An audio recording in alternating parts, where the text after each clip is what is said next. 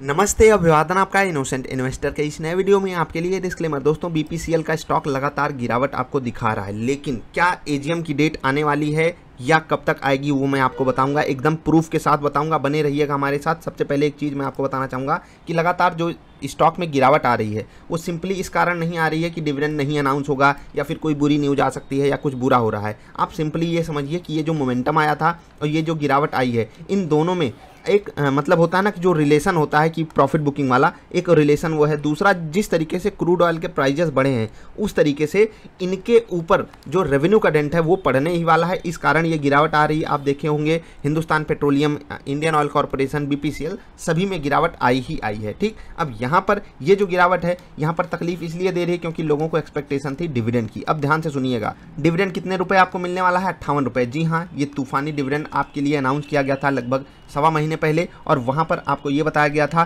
कि 35 रुपये का आपको एक स्पेशल डिविडेंड इसमें जोड़ के आपको मिलने वाला है। ठीक, तो टोटल आपको 58 रुपये का डिविडेंड इस कंपनी की तरफ से दिया जाने वाला है।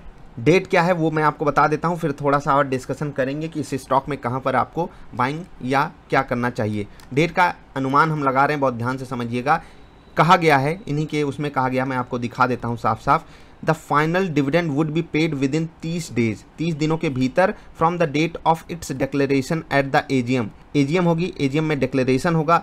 अप्रूवल हो चुका है, याद रखिएगा अप्रूव हो चुका है। एजीएम में सिर्फ डिक्लेयर किया जाएगा कि भाई साहब ये हमने डिविडेंड को डिक्लेयर कर दिया। उसके बाद एजीएम होने के विद इन 30 डेज मतलब 30 दिनों के भीतर ही आपको इनका डिविडेंड दिया जाएगा। अब बहुत ध्यान से देखिएगा एजीएम कब होता है इनका, बहुत ध्यान से देखिएगा। AGM AGM AGM AGM AGM AGM AGM AGM AGM देख लिया आपने। 2012 में एजीएम कब हुआ था? 5 जुलाई को। ठीक है, 30 मई को हुआ था 2013 में, 29 मई को हुआ था 2014 में, 28 मई को हुआ था 2015 में, 26 मई को हुआ था 2016 में, 30 मई को हुआ था 2017 में, 30 जुलाई को हुआ था 2018 में।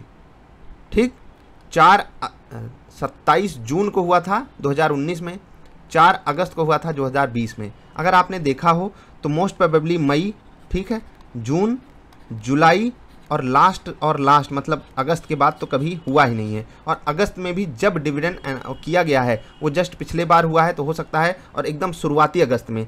तो मतलब अब जून का आखिरी 2 हफ्ता बचा है, मतलब कि 10-15 दिन आप जून में मान लीजिए, और उधर 5 दिन, मतलब अगले 20 दिनों के भीतर इनके एजीएम की अनाउंसमेंट हो सकती है। इसके चांसेस काफ़ी ज़्यादा हैं, या फिर आप कह सकते हो अगले आधे महीने में चांसेस काफ़ी ज़्यादा हैं। डेट आगे पीछे हो सकती है, मैं सिर्फ एक अनुमान लगाने के लिए आपको बोल रहा हूँ। ये चीज़ आप इकोनॉमिक टाइम्स पर जाकर खुद भी देख सकते हो, और डेट आप इसके आगे देख भी सकते हो सब में एजीएम कब कब हुई है। ठीक है, ईजीएम और पीओएम की हम बात नहीं कर रहे हैं। ठीक, अब थोड़ा सा और हम आगे बढ़ते हैं, कुछ और चीज़ें आपको समझाना चाहते हैं।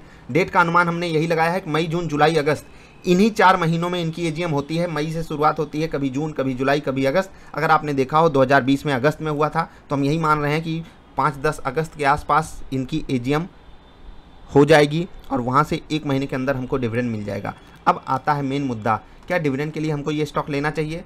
आपको हर कोई रिकमेंड करेगा। हमने आपको ये स्टॉक सही समय पे रिकमेंड किया था, लेकिन सही समय पे बेच नहीं पाए हम सब। क्यों? क्योंकि डिविडेंड का लालच था, आप ही की तरह हमको भी था। हम एग्जिट कर लेते अगर मन होता तो, क्योंकि रेजिस्टेंस था यहाँ पर, लेकिन नहीं कर पाए। अभी तक हमारी पोजीशन बरकरार है, कोई दिक्कत नहीं। जो प्रॉफिट हुआ था वो लगभग साफ हो चुका है। 3-4% का प्रॉफिट बचा है, कोई बात नहीं। जो हमने स्विंग ट्रेड के लिए इसको खरीदा था, और अच्छी बात है, रखना चाहिए। अब कुछ बातें मेरी ध्यान से सुनिएगा। यहाँ पर आप अपने आप को गलत मत फील करिए। जो 58 रुपये का डिविडेंड आएगा, यहाँ पर कंपनी 40 रुपये आपको सस्ता रेट पहले ही दे रही है। लगभग 490 से ही रिवर्स किया है ना, हाँ 490 के आसपास से ये स्टॉक रिवर्स किया है। अब खुद आप सोच कर देखिए, 490 वाला आपको 450 पे मिल रहा है, 40 रुपये सस्ता, तो आप यहाँ पर एवरेज कर सकते हो। और सिर्फ डिविडेंड के लिए खरीद रहे हो तो आप अपने पैर पर कुल्हाड़ी मार रहे हो। क्यों? क्योंकि मान लेते हैं 450 रुपये ही रेट रहता है और इसका डिविडेंड अनाउंस हो जाता है, तो एक बार स्टॉक भाग तो जाएगा, भागेगा। उससे पहले आपको खरीद के रखना है। आप भागने के बाद अगर खरीदोगे, सोचोगे आप डिविडेंड के लिए पा जाओ, मान लेते हैं कि आप 480 पे खरीदे, तो जब ये एक्स डिविडेंड होगा इसमें से 58 रुपये माइनस हो जाएंगे। अगर आप 58 रुपये इसमें से माइनस कर लोगे, यहाँ पर कितना बचेगा? 422। ये ट्रेड करने लगेगा 422 पे, मतलब जितना आपके खाते में डिविडेंड के रूप में जाएगा उतना आपको लॉस हो जाएगा। यानी कि स्टॉक आपके पास डिविडेंड अनाउंसमेंट के बाद जो मोमेंटम आएगा उससे पहले होना चाहिए, तभी आपका फ़ायदा है। क्योंकि अगर इनकी रिकॉर्ड डेट आती है और फिर स्टॉक भाग गया, आपके पास यहाँ कहीं का रेट नहीं है, यहाँ कहीं का रेट नहीं है, यहाँ कहीं का रेट नहीं, तो आप यहाँ लेकर के कोई फ़ायदा पाने वाले हो नहीं, क्योंकि जितना ही आपका स्टॉक आपको डिविडेंड देने वाला होगा उतना ही पैसा उसमें से माइनस हो जाता है। ये क्यों होता है वो भी मैं आपको समझा देता हूँ। एक्स डिविडेंड का कॉन्सेप्ट क्या है, जैसे कि अभी मैं ये एग्जांपल पहले भी दे चुका हूँ, लेकिन फिर से सुनिएगा।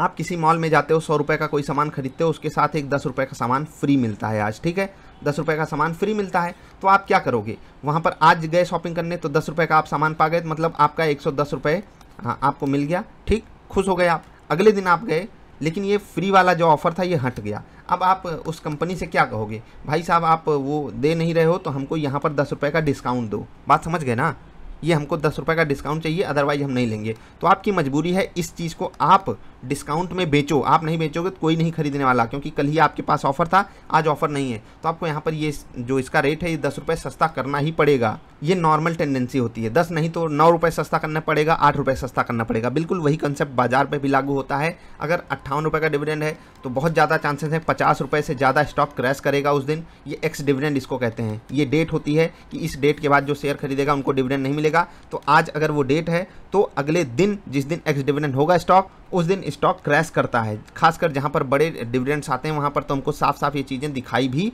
देती हैं। तो आप इस चक्कर में मत पड़िएगा, इसीलिए मैंने आपको पूरी टाइमिंग बता दी, कब कब इनकी एजीएम की डेट है। याद रखिएगा वो चीज़ कभी कंफर्मेशन के साथ कोई नहीं बता सकता कि एजीएम कब होगी। वो कंपनी की अपनी पॉलिसी होती है किस तरीके से क्या होगी। आपके पास मौका है, आप एवरेज करना चाहो एवरेज कीजिए, बाकी होल्ड तो सबको करना है। हम इस पर एक अलग से वीडियो लाएंगे। इसके अंदर जो वैल्यू अनलॉकिंग की संभावना है, स्कोप है, वहाँ पर भी बहुत बड़ी अपॉर्चुनिटी हमको दिखाई दे रही है लॉन्ग टर्म के लिए। डिविडेंड तो छोड़ दीजिए, डिविडेंड के अलावा इस स्टॉक को लॉन्ग टर्म के लिए आपको रखना ही चाहिए, क्योंकि यहाँ पर आपको प्राइवेटाइजेशन वाला जो कहते हैं ना गजब का मोमेंटम आपको मिल सकता है। प्राइवेटाइजेशन वाली जो यहाँ पर बात चल रही है, जैसे ही इस कंपनी की बोली लगेगी, आगे बढ़ेगा सारा प्रोसेस ना, इनकी वैल्यू बदल जाएगी। याद रखिएगा यही स्टॉक आपको बहुत महंगे वैल्यूएशन पे मिल सकता है, फिर अभी इतने सस्ते, मतलब आप इनकी जाकर कमाई देखोगे आप दंग रह जाओगे। मैं अभी कमाई तो नहीं दिखा रहा हूँ, लेकिन आप कमाई देखोगे दंग रह जाओगे। तो इस वीडियो का क्रक्स ये था कि मैं आपको सही समय पर डिविडेंड लेने के लिए BPCL का स्टॉक रिकमेंड कर सकूं, चाहे यहाँ पर चाहे यहाँ पर चाहे यहाँ पर,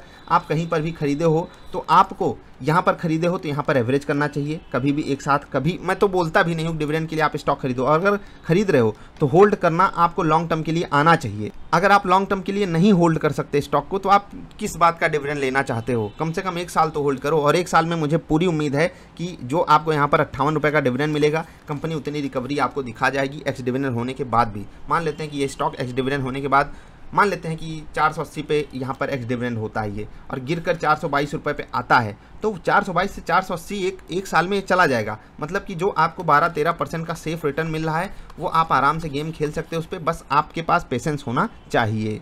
जाते जाते फिर से यही लिस्ट आपको दिखा कर जाएंगे कि हम एक अनुमान लगाए हैं पिछले 12, 8, 20, 8-9 सालों का रिकॉर्ड हमने देखा है। वहाँ पर कंपनी लगभग इन्हीं 4 महीनों के अंदर अंदर एजीएम अपनी अनाउंस करती है, एजीएम करती है, और जिनमें से लगभग 3 महीने 3.5 महीने बीत चुके हैं, आखिरी 15-20 दिन चल रहा है। तो बहुत ज़्यादा चांसेस है कि यहीं पर कंपनी एजीएम अनाउंस कर दे, और ऐसा होने के बाद स्टॉक में एक मोमेंटम आना 99% तय है। और उस मोमेंटम में अगर आप स्टॉक खरीदने जाओगे तो आपको कोई फ़ायदा है नहीं, इसलिए पहले खरीदने की कोशिश कीजिएगा। यहाँ से और गिरावट हो वहाँ पर खरीद लीजिए, जो भी आपको बेस्ट पॉसिबल रेट मिले। कोई चीज़ कभी परफेक्ट हो नहीं सकती। अगर आप ट्रेड करते हो कहीं पर भी तो आप कोशिश कीजिएगा स्विंगर सेटअप पे खरीद लीजिए, या फिर आपके पास कोई टेक्निकल इंडिकेटर हो जिस पे आप ट्रेड करते हो, जो आपको यहाँ पर ढेर सारे मिलते ही हैं इंडिकेटर्स। आप इनमें से किसी भी इंडिकेटर पे अगर सेटअप पे ट्रेड पाते हो तो वहाँ पर भी आप ले सकते हो। वो चीज़ आपकी पर्सनल चॉइस होगी। BPCL स्टॉक बुरा नहीं है, बस थोड़ा सा ना लोगों का जो विचार है स्टॉक को लेकर वो बदलता है, मुझे अच्छा फील नहीं होता। चलिए मिलेंगे फिर। वीडियो पसंद आई तो लाइक कर देना, और अगर आप इस चीज़ से एग्री नहीं करते हो डेट अभी आसपास नहीं आएगी तो भी बताना कि आपको क्या लगता है डेट कब अनाउंस होगी BPCL की। लॉन्ग टर्म के लिए स्टॉक होल्ड है। डिविडेंड के लिए मैंने आपको स्ट्रैटेजी बताई, अगर आप उसको फॉलो नहीं करोगे आपको कोई फ़ायदा नहीं होने वाला है। बहुत छोटा सा फ़ायदा होगा, फिर उसका कोई मतलब बनता नहीं है बाजार में। स्मार्ट गेम प्ले कीजिए, अदरवाइज तकलीफ होगी। मिलेंगे फिर से, नमस्कार।